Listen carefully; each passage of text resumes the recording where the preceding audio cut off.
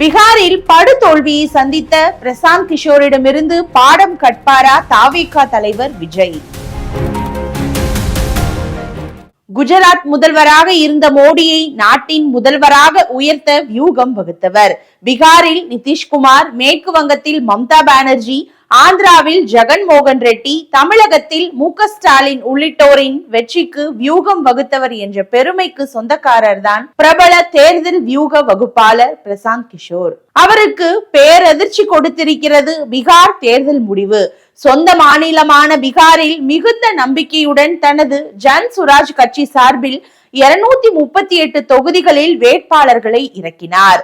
150 இடங்களில் வெற்றி நிச்சயம் என்றும் கூறினார். ஆனால் போட்டியிட்ட அனைத்திலும் தோல்வி. 98% வேட்பாளர்கள் வைப்பு தொகையை இழந்துள்ளனர். பிரசாந்த் கிஷோரின் கட்சி 3.4% வாக்குகளை மட்டுமே பெற்றது. ஒரு தொகுதியில் 2வது, 129இல் 3வது, 73இல் 4வது இடமும் கிடைத்துள்ளது. இவற்றில் 33 தொகுதிகளில் வெற்றி வித்தியாசம் மிக குறைவாக இருந்துள்ளன. இந்த வித்தியாசத்தை விட அதிக வாக்குகளை ஜன் சுராஜ் வேட்பாளர்கள் பெற்றனர். இது மகா கூட்டணிக்கான வெற்றியில் மிகப்பெரிய தாக்கத்தை ஏற்படுத்தியது.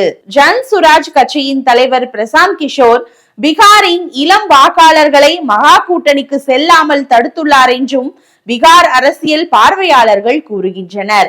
எனினும் ஒரு தொகுதியில் கூட வெற்றி கணக்கை அவரால் தொடங்கவே முடியவில்லை.